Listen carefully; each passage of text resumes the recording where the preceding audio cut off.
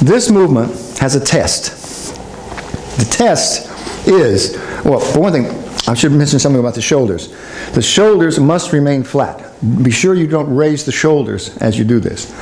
But you rotate from the shoulder, like this. Now there's a test with this. And the test is that you should be able to raise your hands even though someone is holding them down, like this. Suppose she holds my hands. And I don't have my back straight.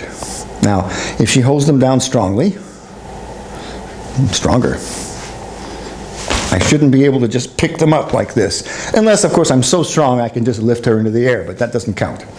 So, she's holding them down. Now, what she must not do to test me is to actually lean on them, like this. This is not the idea. I'm not supposed to be able to lift her weight, but she's supposed to keep her own balance, but hold my arms down, like this.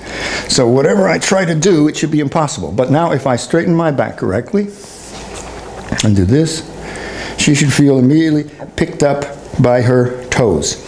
Let's move back a little so I can see this. So again. Now,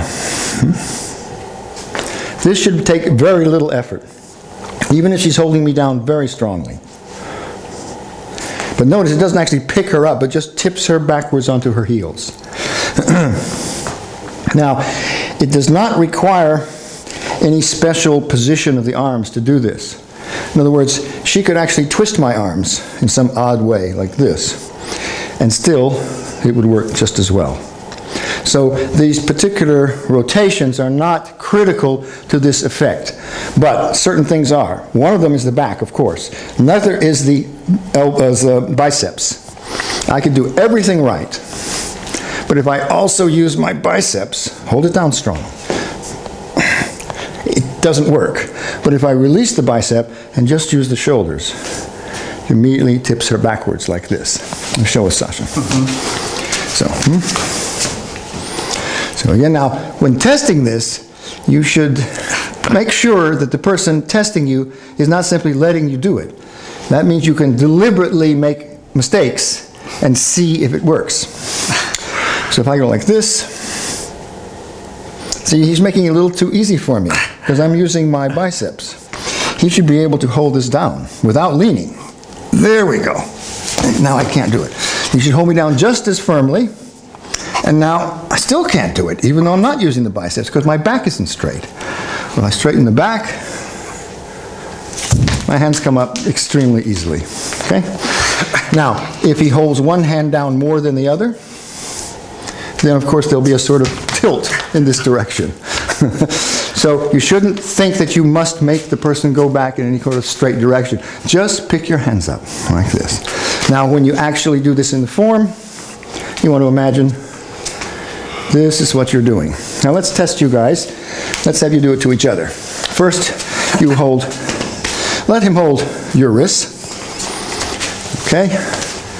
And now, give him a little test. Do it wrong first. Yes, have your back maybe not straight or some other defect, and make sure that he is holding you down correctly.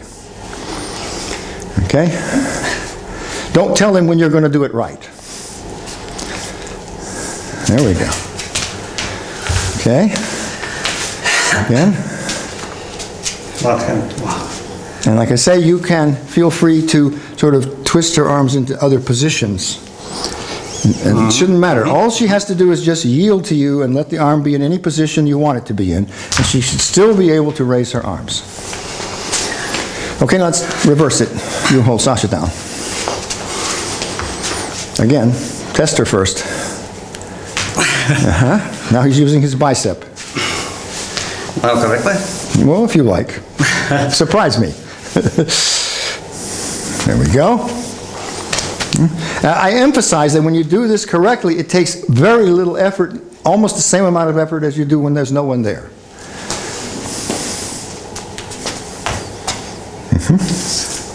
Very easy, it seems to me. Okay. Now, let's go through the motion again once more. Again, you face me the other way, right? And you can face forward. And I'll do this direction. Okay. So, again, you can straighten the back, but as I say, First, you should experiment actually finding the correct tilt and then correcting it with your legs. But finally, just be able to do both at the same time. So as you do it, from this position, your arms go into position like this, and then release. Stretch, come back, and down to your original position. In this position, we say the tiger's mouth is by the seam of the pants here. Then raise again, and stretch, and come back. And once more.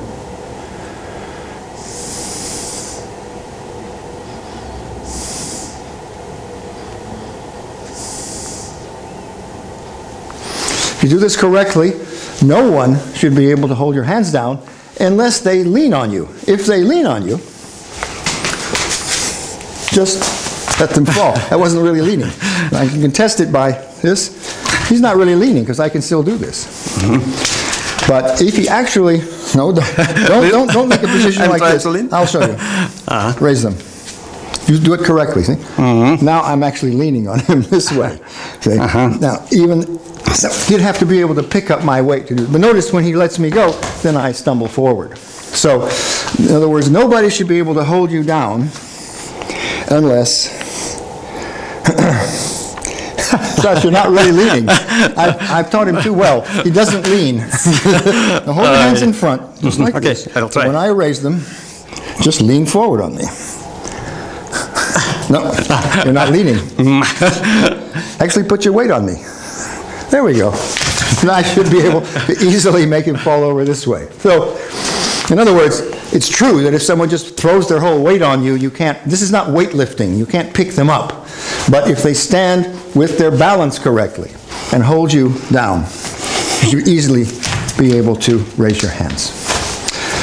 Okay, that's enough for today. Just remember that it is critically dependent on the back being straight. So if your back is not corrected, this will never work. That is the fundamental lesson. This is the second lesson. Thank you.